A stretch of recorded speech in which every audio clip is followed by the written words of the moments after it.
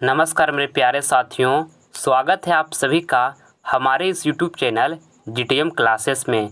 दोस्तों, आज की इस वीडियो में सामाजिक विज्ञान का आपको हम ऑब्जेक्टिव प्रश्न बताएंगे जो कि आपके बोर्ड एग्जाम के लिए काफ़ी महत्वपूर्ण है।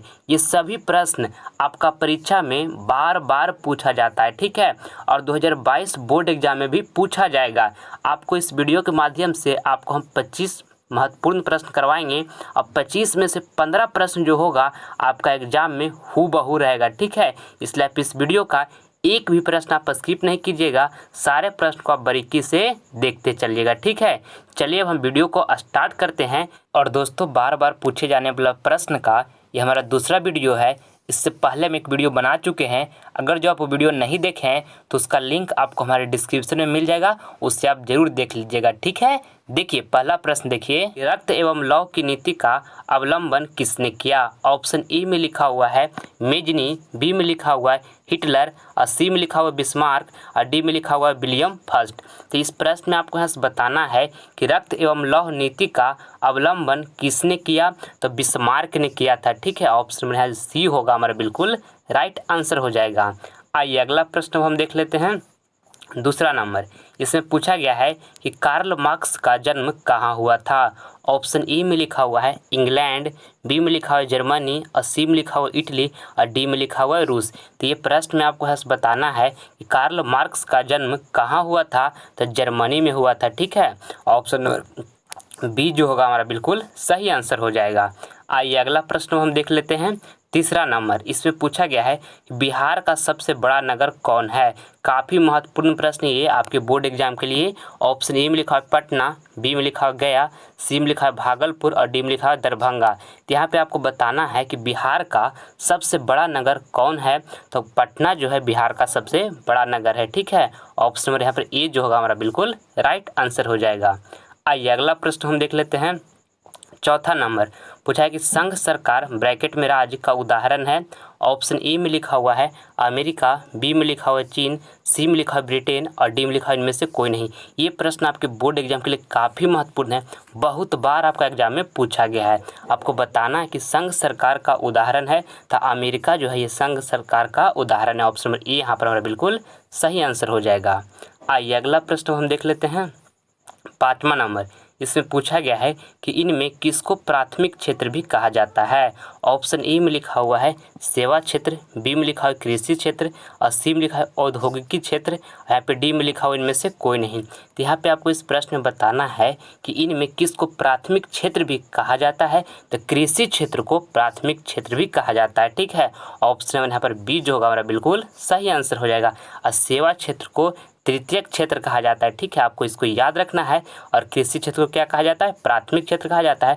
और औद्योगिक क्षेत्र को द्वितीयक क्षेत्र कहा जाता है, ठीक है। इस तीनों को आपको अच्छे तरीके से याद रखना है, आपका एग्जाम में पूछा जाता है। देखिए छठा नंबर प्रश्न देखिए, इसमें पूछा है कि साम्यवादी शासन का पहला प्रयोग कहाँ हुआ था?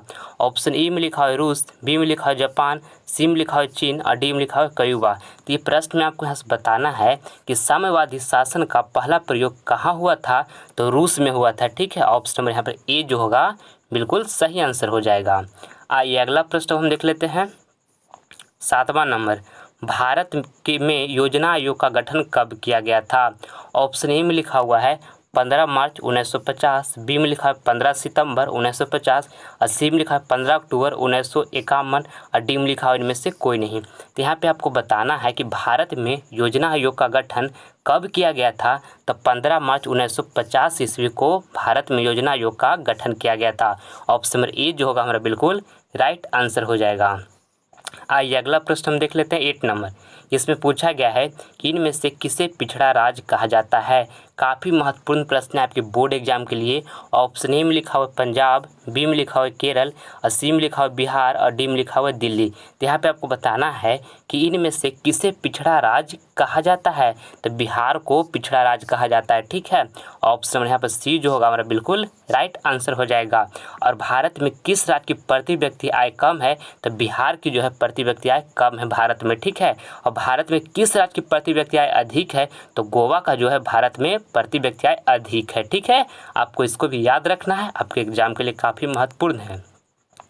देखिए 9 नंबर देखिए, यूरेनियम का प्रमुख उत्पादक स्थल है। ऑप्शन ए में लिखा हुआ है डिगबोई, बी में लिखा हुआ है झरिया, सी में लिखा हुआ है घाटशिला और डी में लिखा हुआ है जादूगोड़ा।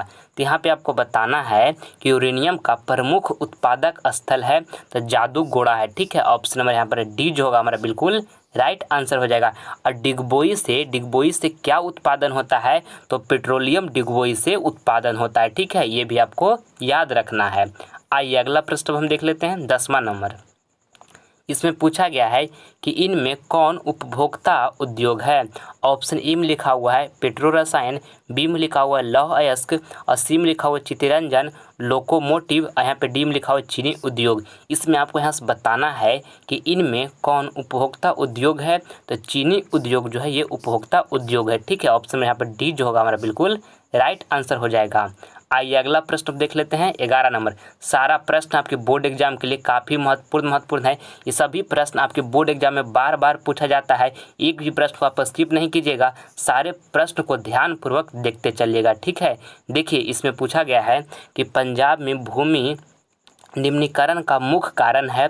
ऑप्शन ए में लिखा हुआ है अति पशु चारण और देखिए यहाँ पर बी में लिखा हुआ है अधिक सिंचाई और डी में लिखा हुआ है गहन खेती और यहाँ पे डी में लिखा है इनमें से कोई नहीं। तो यहाँ पे आपको बताना है इस प्रश्न में कि पंजाब में भूमि निम्नीकरण का मुख्य कारण है तो अधिक सिंचाई है। ठीक है, ऑप्शन नंबर यहाँ पर बी जो होगा हमारा बिल्कुल राइट आंसर हो जाएगा। आइए अगला प्रश्न हम देख लेते हैं 12 नंबर। इसमें पूछा गया है कि संघ राज्य की विशेषता नहीं है। इसमें आपको बताना है कि संघ राज्य की विशेषता क्या नहीं है। ठीक है, ऑप्शन ए में लिखा हुआ है लिखित संविधान और बी में लिखा है शक्तियों का विभाजन और सी में लिखा है एकहरी शासन व्यवस्था और यहाँ पे डी में लिखा है सर्वोच्च न्यायपालिका। तो आपको बताना है इस प्रश्न में कि संघ राज्य की विशेषता नहीं है तो एकहरी शासन व्यवस्था जो है ये संघ राज्य की व्यवस्था नहीं है। ठीक है, ऑप्शन यहाँ पर सी जो होगा हमारा बिल्कुल सही आंसर हो जाएगा। आइए अगला प्रश्न अब देख लेते हैं 13 नंबर। सौर ऊर्जा निम्नलिखित में कौन सा संसाधन है। ऑप्शन ए में लिखा हुआ है मानवकृत, बी में लिखा है पुनः पूर्ति योग और सी में लिखा हुआ है अजैव और डी में लिखा है अचक्रीय। तो यहाँ पे आपको बताना है कि सौर ऊर्जा निम्नलिखित में कौन सा संसाधन है, तो पुनः पूर्ति योग है। ठीक है, ऑप्शन नंबर यहाँ पर बी जो होगा हमारा बिल्कुल सही आंसर हो जाएगा। आइए अगला प्रश्न हम देख लेते हैं 14 नंबर। इसमें पूछा गया है कि रेल वर्कशॉप कहाँ स्थित है। ऑप्शन ए में लिखा है जमालपुर और बी में लिखा हुआ है भागलपुर और सी में लिखा है मुंगेर और डी में लिखा है पटना। तो यहाँ पे आपको बताना है कि रेल वर्कशॉप कहाँ स्थित है, तो जमालपुर में स्थित है। ठीक है, ऑप्शन नंबर यहाँ पर ए जो होगा हमारा बिल्कुल राइट आंसर हो जाएगा। आइए अगला प्रश्न हम देख लेते हैं 15 नंबर।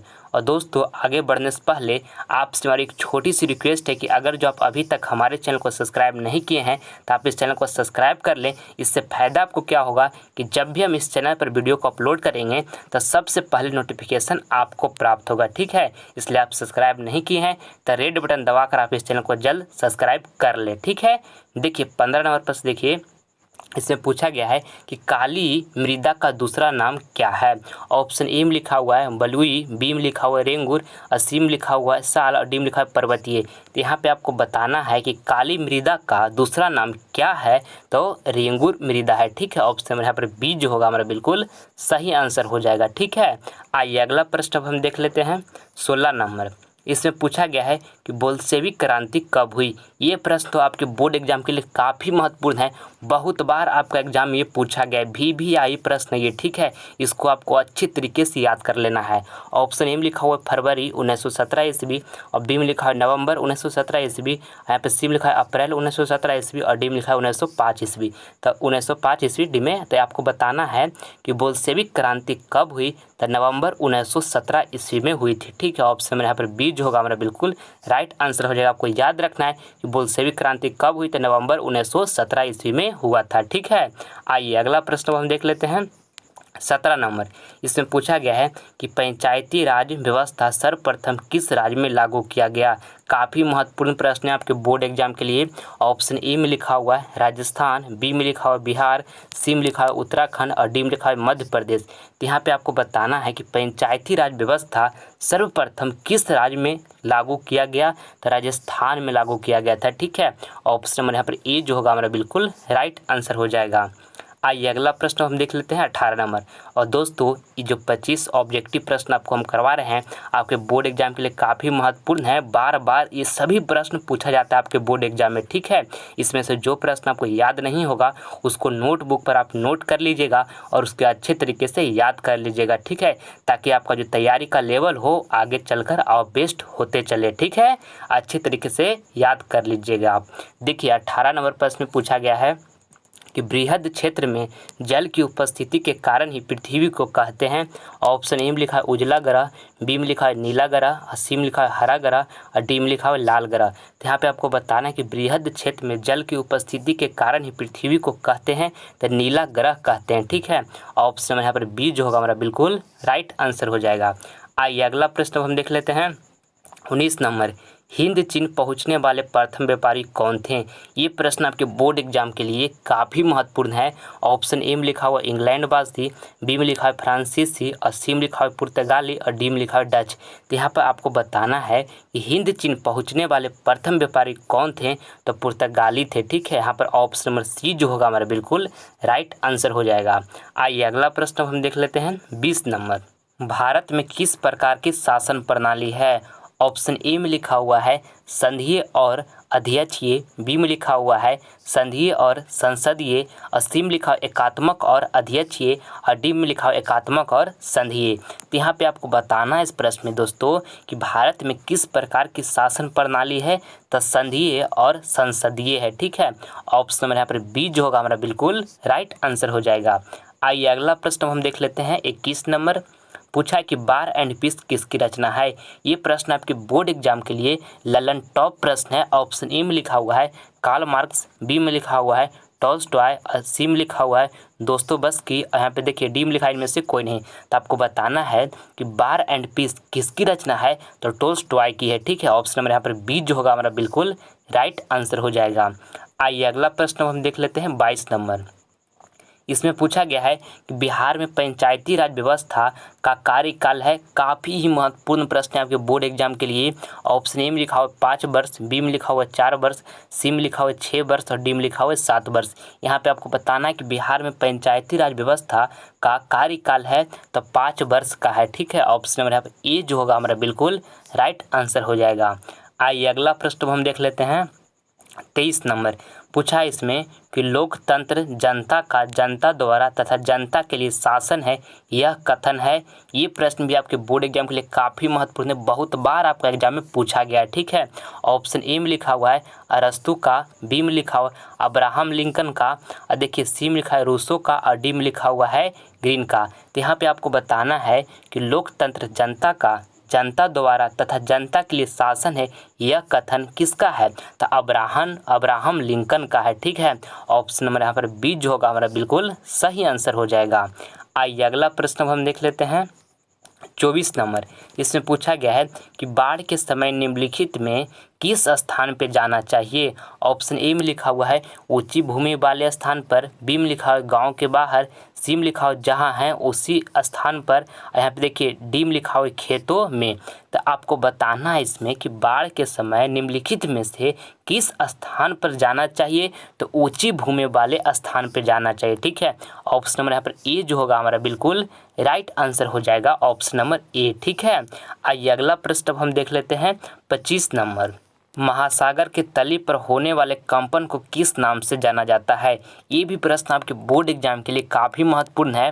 ऑप्शन ए में लिखा है भूकंप, बी में लिखा हुआ है चक्रवात और देखिए सी में लिखा है सुनामी और डी में लिखा है इनमें से कोई नहीं। तो यहाँ पे आपको बताना है दोस्तों कि महासागर के तली पर होने वाले कंपन को किस नाम से जाना जाता है, तो सुनामी के नाम से जाना जाता है, ठीक है। ऑप्शन नंबर यहाँ पर सी जो होगा हमारा बिल्कुल राइट आंसर हो जाएगा। आइए अगला प्रश्न आपका HW का प्रश्न है, ये आपका होमवर्क में दिया जा रहा है, ठीक है। इसका जवाब आपको कमेंट बॉक्स में देना है कि चारों ऑप्शन में से कौन ऑप्शन आपका बिल्कुल सही होगा, ठीक है। देखिए पूछा गया आपसे कि सुनामी किस स्थान पर आता है? ऑप्शन ए में लिखा हुआ स्थल, बी में लिखा है समुद्र और सी में लिखा हुआ आसमान और डी में लिखा हुआ इनमें से कोई नहीं। तो चारों ऑप्शन में जो ऑप्शन आपको सही लगेगा उसका जवाब हमारे कमेंट बॉक्स में जरूर दीजिएगा, ठीक है। और मेरे प्यारे साथियों, आप अभी से पूरी मन से पढ़ाई में लग जाइए। अगर जो आप अभी से पूरी मन से तैयारी में लग जाते हैं तो आप एग्जाम में 450 प्लस स्कोर जरूर कीजिएगा, ठीक है। इसलिए आपने समय को आप वेस्ट नहीं कीजिए, हर पल को इंटरेस्टिंग बनाइए और मन लगाकर पढ़ाई करते रहिए। ठीक है, आई होप ये वीडियो आपको पसंद आया होगा, तो प्लीज़ आप इसे लाइक करें, अपने दोस्तों में शेयर करें और आप हमारे चैनल पर नए हैं तो आप इसे सब्सक्राइब कर लें ताकि आने वाला वीडियो का नोटिफिकेशन सबसे पहले आपको मिले। मिलते हैं दोस्तों आपसे अगले वीडियो में, तब तक के लिए जय हिंद।